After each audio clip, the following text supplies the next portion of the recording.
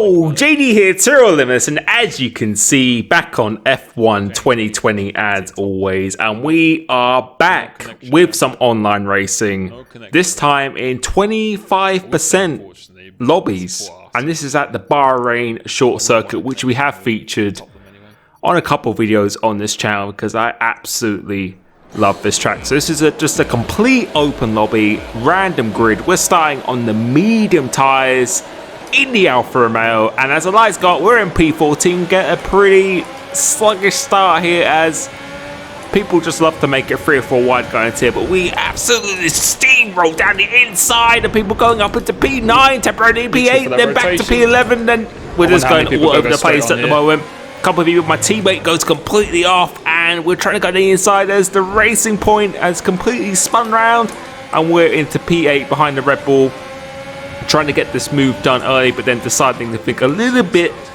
better of it, because you always have to recognize when you're racing against people and you race them on the regular, you have to anticipate what they're going to do as we go around the outside of the Haas. So making up 7 positions so far as we try to go down the inside.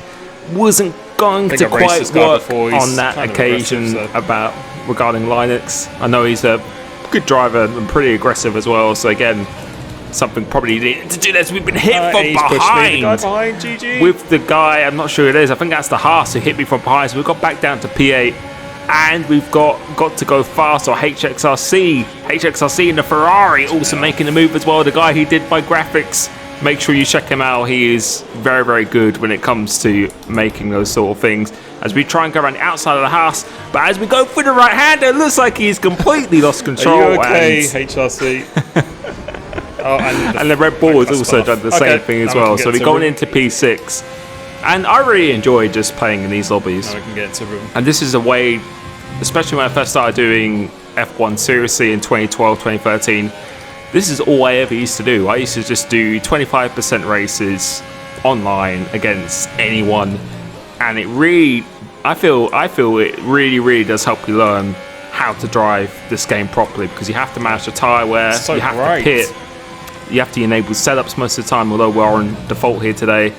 It's a really, really good tool to try and just get better and better at the game here. But you can see there's a couple of guys in the lead who are quite a way in the lead, and not everyone is super slow in this lobby. There's a lot of very, very quick people in here, which you'll find nowadays that people are just getting faster and faster all the time. So this is not going to be an easy task by whatever means. As well, behind the Mercedes, trying to get a good exit. We do have the DRS. I'm just trying to save as much ERS as possible. So we're not actually going to overtake him here. You always have to think about the long game sometimes as well. A lot of people say in my league races that, oh, why are you not using the ERS? Why are you not using the fuel? Or you finished the race with 30% ERS. Take our time. But you've got to use it in the right moments, because if you use it in the wrong moments, then you're just going to be very, very vulnerable in certain situations. You just have to try and look 5 or 10 laps ahead. You have to look at the long game, especially when it comes to league racing and stuff as well. So in this one here, he makes a mistake. I didn't use any ERS. I actually put in lean going to the last corner because I didn't want to overtake him before the detection point. And now I've got DRS. This should be an easy move, and I haven't wasted anything whatsoever. There's no. If I used the ERS in that middle straight, I probably would have been maybe half a second up the road. So, and I would have been like 20% ERS down. So you just have to think of the pros and cons of what you're doing here. But now we're into P5, but still got quite a big gap up to these guys who are pretty pacey. They're actually on a pretty decent level here. So we catch up to the Mercedes and the McLaren, just banging wheels together here. Dark Killer guys in my love. It's quite a lot as I almost lose the car there. Trying to get the switch back. Let's see if I can try and get one of these guys going down the straight. But once again, don't know if anyone else at the front. Not using any of the ERS, just keeping it. And the guy, the famous red light. We always keep saying that. It's something I keep saying all the time. That guy is very, very low on deployment, or he's under 10% ERS. So we could go around the outside of him. A pretty nice move here. Dark Killer goes super wide. So I thought I had enough momentum to get ahead of him and to really keep that position as well, coming out the last corner as well. So I decided to just completely go for it. And now we've got nice Tati and the slap bus up ahead. You can see the gap is about 6.9 both on seconds and softs. 3.5. So they're quite a way up the track. They're not close at all. So we'll have to actually put in some Stay ahead of this guy. some pretty good pace here. But we are on the medium tyres. We are the lead runner on the medium tyres, and this is a Jarno Opmeer strategy where we are just going to go longer than anyone in the race and try and make the comeback at the end of it. And you can see the gap isn't really coming down that quickly as I'm That's what happens when you look at the chat. when I wasn't paying attention. I was streaming while I was doing this at the time on Twitch, but yeah, the gap isn't coming down that quickly, especially to a leader. It's only come down 1/10 per lap, so I really do have to put in actually a decent performance if I want to try and win this race here. And you can see we pulled away a little bit from the car behind, but if you're within 6/10, it's quite easy to stay someone. But I need to really break 25%. that 6/10 barrier, because that is the 25%. famous barrier. If you break that, Yeah, then 50 is what I meant to put on. it makes your life Bloody hell. so much easier. He decides to pit. Yeah, we did 50 Actually, in the in charity fact, thing. As the other two have continued up ahead. So the soft tyres are actually lasting very, very nicely at this stage of the race. We're catching the guy in second pretty quickly, but again, we've only caught the leader by half a second, and he's got a 6.5 second gap, because the mediums they're not the fastest tyre around here, especially in the 25%. They're going to take a while to actually get up to speed. So we go towards the end of lap 8. So we've actually caught the guy in second quite a bit, and now we've actually started to catch this guy's got the leader, because after about 8 or 9 laps, that's when their tyres really do start to go off. So you can see the gap is about 5.5 seconds, 1.1, 1.2 to the guy in second. And we're going to continue for another lap just to get that OP tyre wear at the end, and coming back on those super soft tyres here.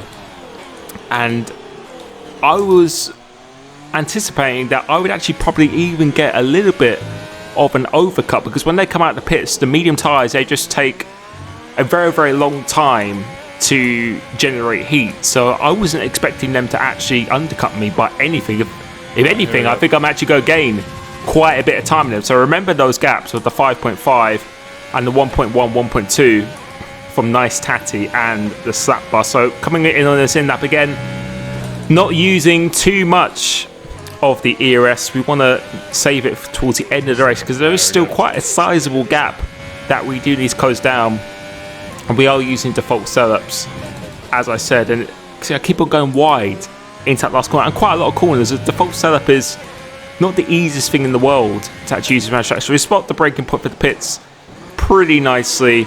And now let's keep an eye on that gap. Let's see what it is. And Nice Tatty has actually gone on the hard tyres. So he is, I forget it gives you one option. he is out of the equation for sure, I have definitely. no idea on But Twitch. the slap bus has gone on the correct tyres. It's gone on the medium tyres. So doing a pretty nice, Hopefully it's still quick alright. pit stop. Let's see what when the you have gap bad is Wi-Fi, yeah. going to be, as the slap bus has now actually overtaken us. Let's see what it's going to be coming out pits. And as we re-emerge onto the track, you can see we have gained quite a bit of time on Nice Tatty. Don't know quite the gap up ahead to the slap bus. It was 5.5, so we should be getting past Nice Tatty and the McLaren pretty quickly, because those hard tyres are going to be absolutely awful around here. There's going to be zero grip in them, so we're just going to use the DRS, not really using any of the overtake button. See, the gap is 4.5, so we've actually overcutted him by 1 second. And that's what I mean. The medium tyres just take a long time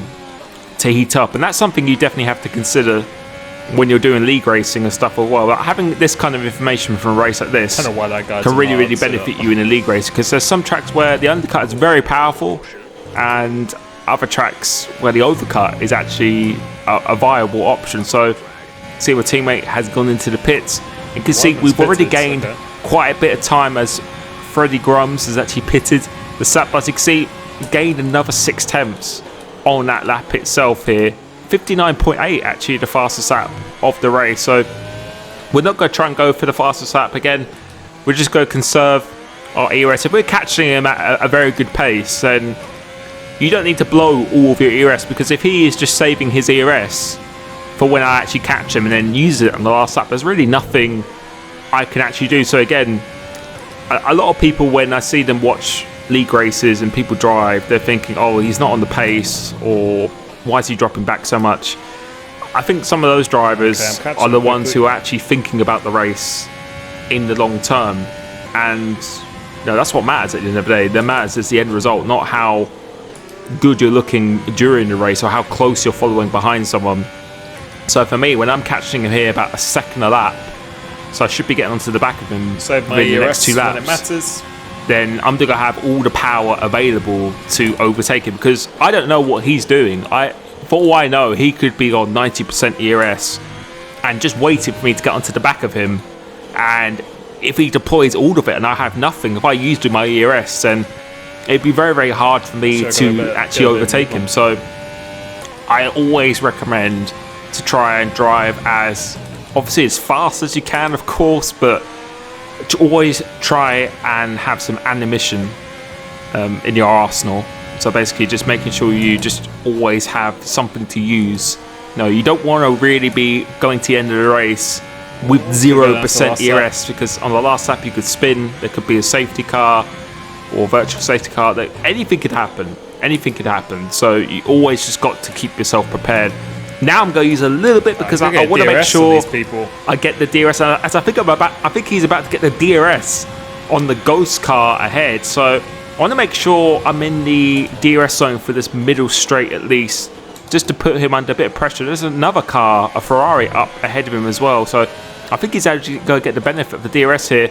You can see we're going to get a good exit. Luckily, we have got the DRS as well on that ghost car, and he has got he's actually opening it. So we do need to get a little bit closer than this. It's a little bit too close for comfort here, but he's not going to get the DRS onto the start-finish straight because he will overtake this guy here. Now, as I hate driving through ghost cars, it is so distracting. Going pretty wide again. This setup is not easy to use around here, so using a bit of power, just making sure we are nice and close and always looking for that red light as we both go very, very wide here. So now I'm going to use all of my, actually no, I'm not going to use all my power. I've decided to just not use anything. Let him drain the power. Now we can see. That's what we want to see. We want to see that light flashing red repeatedly again. So we're going to let him have this corner. I'm not going to overtake him here because the DRS is coming up. So I'm going to let him have this. Take a nice wide swooping line. Get the perfect switch back. We don't get the best exit, but we're going to use all of this power. And this is how powerful it is. The red light. We're using our power. We're on the same setup. And look at the difference. If you save it, that is the difference in straight line speed. It is absolutely crazy here. We're going to keep using it again. And this race, these races, I think, again, are extremely useful if you want to get better and to have fun. And it's a really, really good tool to use.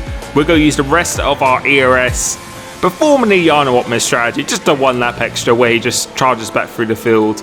We did it in an online lobby, and yeah, this was super, super fun. So again, thank you so much for support my channel. I hope you enjoyed this video. If you want to take part in these races, then make sure you follow me on Twitter and on my Discord as well, because I normally announce it on my Discord when I'm about to do an open lobby before anywhere else. So thank you so much, and I will catch you soon. Peace.